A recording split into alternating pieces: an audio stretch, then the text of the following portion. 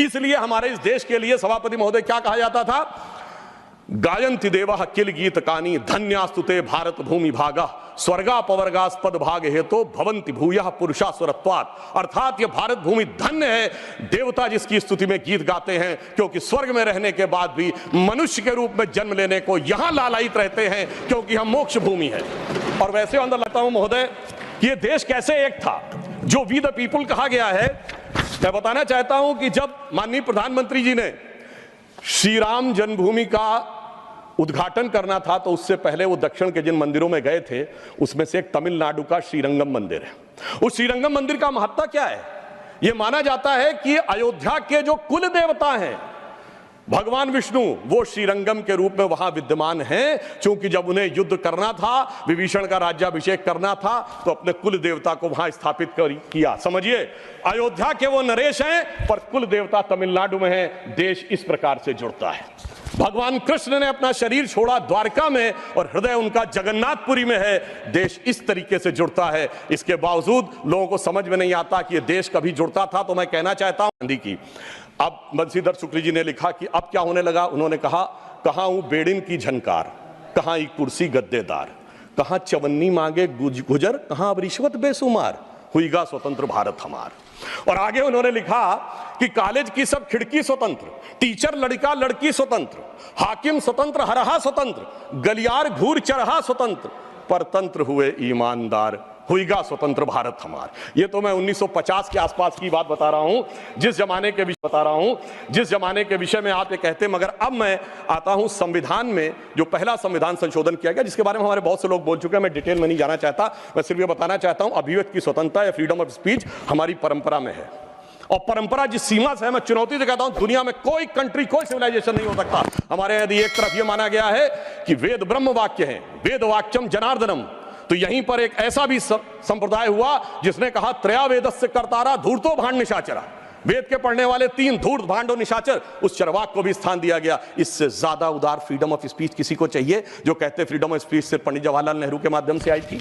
अब मैं बताना चाहता हूं, जो फर्स्ट अमेंडमेंट हुआ, अगर उस समय दो घटनाएं नहीं होती, सरदार पटेल जी की मृत्यु हो गई थी 15 दिसंबर 1950 और श्यामा प्रसाद मुखर्जी जी ने कैबिनेट, कांग्रेस गई। अब मैं एक विषय में लेना चाहूंगा, वो विषय है जो कि संविधान में सर्वाधिक दुरुपयोग किया गया, वो विषय है सेकुलर। संविधान सभा में जब ये डिबेट हुई 15 नवंबर 1948 को, तो यह प्रस्ताव केटी शाह जी ने रखा कि सेकुलर शब्द इंक्लूड किया जाना चाहिए। मगर ये बात आई कि अगर सेकुलर वर्ड होगा तो माइनॉरिटी नहीं हो सकता, माइनॉरिटी होगा तो सेकुलर नहीं हो सकता, क्योंकि रिलीजियस माइनॉरिटी थियोक्रेटिक स्टेट में होती है, सेकुलर स्टेट में नहीं होती है। मगर इसके बावजूद उस विषय को आगे रखा गया और डॉक्टर अंबेडकर ने क्या कहा, मैं सिर्फ कोट करता हूं। उन्होंने कहा, mister vice president sir, I regret that I can not accept the amendment proposed by professor KT Shah and my objections are stated briefly. और वो उन्होंने आगे जाकर इस प्रकार से रिकमेंडेशन किया। यानी बहुत साफ बात थी कि उन्होंने इस शब्द को रिजेक्ट किया। मगर डेमोक्रेसी के सबसे काले दौर में, जब सारा विपक्ष जेल में था, मानवाधिकार समाप्त हो चुके थे, तब संविधान की उद्देशिका, जिसे डॉक्टर साहब अंबेडकर ने कहा था संविधान की आत्मा, उसमें चेंज किया गया। और फिर महोदय सिर्फ इतना ही नहीं रहा, जब से वो वर्ड आया उसके बाद क्या हुआ? उसके बाद तो इस देश में क्या हुआ कि पर्सनल लॉ बोर्ड आ गया। उसके बाद क्या हुआ कि एक ऐसा समय आया कि जब सुप्रीम कोर्ट और शरिया में यह लगा कि मतभेद है, तो इस देश की संसद ने सर्वोच्च न्यायालय के निर्णय को रौंद कर शाहबानो केस में शरिया को सुप्रीम कोर्ट से ऊपर कर दिया। मैं विनम्रता से कहना चाहता हूं, दुनिया के किसी सेकुलर देश में ऐसा कोई एक उदाहरण बता दे तो मैं अपना बयान वापस लेने को तैयार हूं। कांग्रेस यू, कांग्रेस मैं, कांग्रेस तू, कांग्रेस आई, कांग्रेस गई। अब मैं एक विषय में लेना चाहूंगा, वो विषय है जो कि संविधान में सर्वाधिक दुरुपयोग किया गया, वो विषय है सेकुलर। संविधान सभा में जब यह डिबेट हुई 15 नवंबर 1948 को, तो यह प्रस्ताव केटी शाह जी ने रखा कि सेकुलर शब्द इंक्लूड किया जाना चाहिए।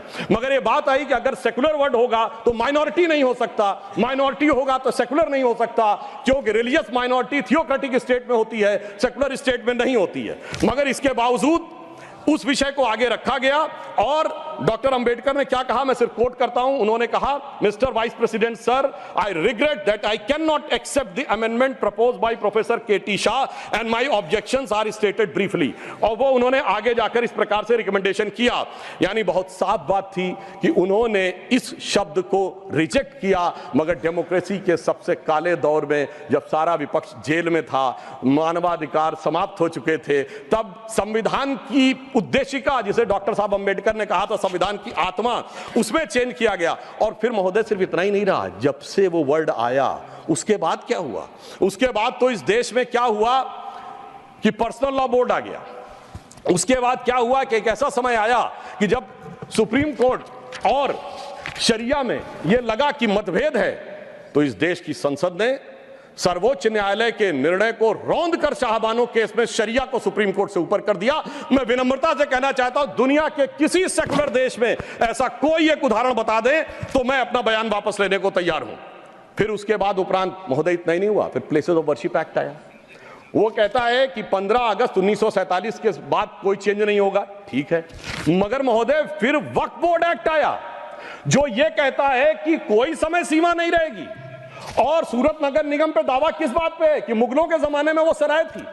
तिरुचिरापल्ली के तिरुचुनेरी मंदिर पे इस बात पे है कि अरकाट के नवाब ने दे दिया था। यानी 200 साल 300 साल पहले के सरकारों के वो फरमान, जो कि सरकारें किस हिसाब से मानती पे है कि अरकाट के नवाब ने दे दिया था। यानी 200 साल 300 साल पहले के सरकारों के वो फरमान, जो कि सरकारें किस हिसाब से मानती थी। फिर कम्युनल वायलेंस बिल आया। अब मैं सिर्फ संक्षेप में 10 बिंदु बोलना चाहता हूं। जो लोग आज कहते हैं इस संविधान में उन्होंने क्या किया, मदरसा बोर्ड आया, मुस्लिम पर्सनल लॉ बोर्ड, इन सबको संवैधानिक मान्यता, संवैधानिक संरक्षण प्राप्त है।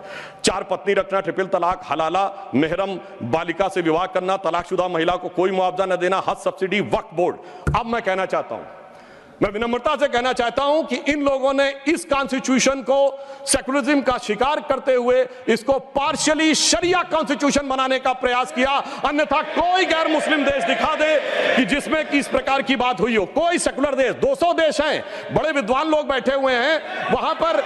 मैं बताना चाहता हूं, कोई उदाहरण बताइएगा जिस स्टेट में सुप्रीम कोर्ट से ऊपर शरिया हो। अब मैं बताना चाहता हूं, बड़े विद्वान लोग उधर बैठे हुए हैं, मुझे कोई जरूरत नहीं है 200 में सिर्फ 4 सेकुलर देश बताइएगा, मैं अपना बयान वापस ले लूंगा। लोग बैठे हुए हैं वहां पर। मैं बताना चाहता हूं, कोई उदाहरण बताइएगा जिस स्टेट में सुप्रीम कोर्ट से ऊपर शरिया हो। अब मैं बताना चाहता हूं, बड़े विद्वान लोग उधर बैठे हुए हैं, मुझे कोई जरूरत नहीं है 200 में सिर्फ 4 सेकुलर देश बताइएगा, मैं अपना बयान वापस ले लूंगा, जहां शरिया सर्वोच्च न्यायालय से ऊपर हो।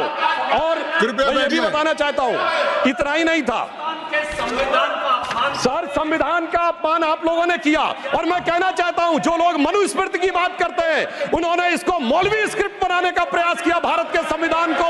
यह अपने आप में शर्मनाक बात है। शर्म उस समय आनी चाहिए थी जब इस तरह के परिवर्तन कर रहे थे। और मैं एक और बात कहना चाहता हूं, सभापति महोदय, टेक्निकल बात कह रहा हूं, मेरी बात गलत लगेगी तो मैं अपने बयान वापस ले लूंगा।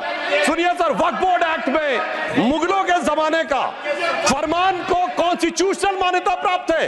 यह वो संविधान था, वो सरकारें थी जिनमें जिम्मी का कॉन्सेप्ट था, जिसमें जजिया का कॉन्सेप्ट था, जहां के बादशाह गाजी की उपाधि लेते थे, सैकड़ों लोगों को मारकर। इवन अकबर ने भी गाजी की उपाधि दी है।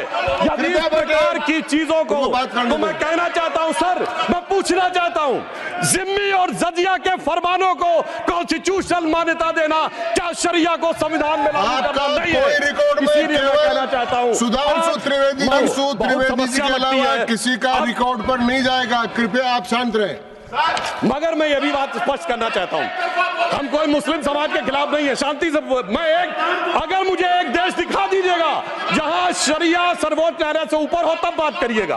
मैंने उदाहरण कोट किया है। अब मैं बताना चाहता हूं महोदय, हम मुस्लिम समाज के खिलाफ नहीं है। आज ही उस्ताद जाकिर हुसैन का देहांत हुआ है, उन्हें पद्म भूषण दिया, अटल जी की सरकार ने पद्म विभूषण दिया, मोदी जी की सरकार ने 2023 में। मैं पूछना चाहता हूं, ये बताइए, आपको अब्दुल रहीम खानखाना, रस खान, मलिक मोहम्मद जायसी, अशफाक उल्लाह खां, वीर अब्दुल हमीद, डॉक्टर APJ अबुल कलाम क्यों नजर नहीं आते? आज हमारे गवर्नर आरिफ मोहम्मद खान साहब हैं। मैं चैलेंज करके कहता हूं कि पॉलिटिकल क्लास में कोई उनसे बड़ा आलिम फाजिल मुस्लिम हो जो बात करके दिखा दे, मगर ये उसे नहीं मानते।